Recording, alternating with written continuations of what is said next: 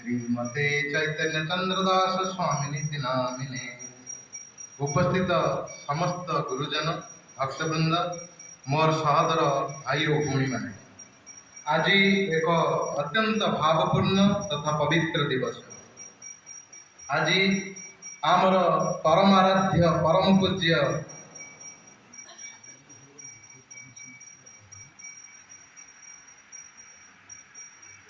शिल गुरुदेव श्री श्रीमद चैतन्य चंद्र स्वामी शिल गुरु महाराज तृतीय पुण्य तिरोभाव तिथि। 3 वर्ष पूर्वे आज दिन में गुरु महाराज आम समस्त को विरह सागर में भसाई नित्य लीला प्रवेश करते।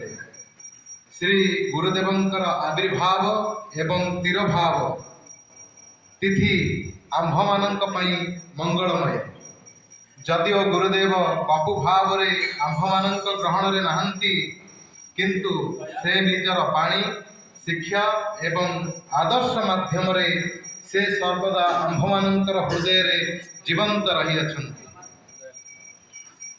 गुरु महाराजंकर जीवन थिला संपूर्ण भावे शील परम गुरुदेव श्री श्रीमद गौर गोविंद स्वामी गुरुदेवंकर आज्ञा एवं श्री चैतन्य महाप्रभुंकर पाणी प्रचार पर समर्पित।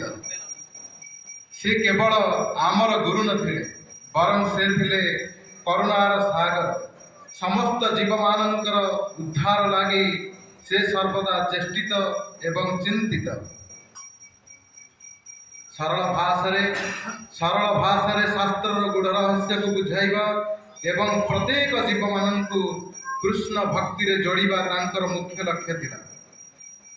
खाली सेतिकी नुहे, से आमको सहिबा एवं कृष्ण भक्ति एवं कृष्ण सेवारे गुरु भ्राता मानक मध्य सहयोग करने से शिखाई।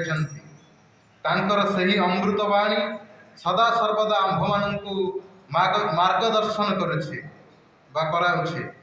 आज यही तिरोभाव तिथि रे आंभ मानक पई श्रेष्ठ श्रद्धांजलि हेबो जदि आंभे माने समस्ते गुरुदेवंकर शिक्षा को निज जीवन रे कार्यकारी करिबा।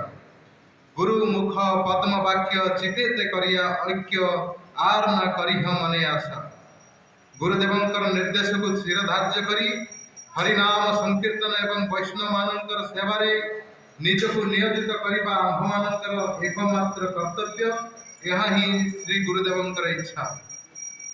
शेषरे शिल गुरुदेवंकर चरण कमल रे एतिकी प्रार्थना करुछि, हे गुरुदेव, आंभे माने समस्त अज्ञानी, आंभ मानकु आपण शक्ति दियंतु जेपरि आमे समस्ते आपणकर प्रदर्शित भक्ति पथरु केबे विच्युत न हे।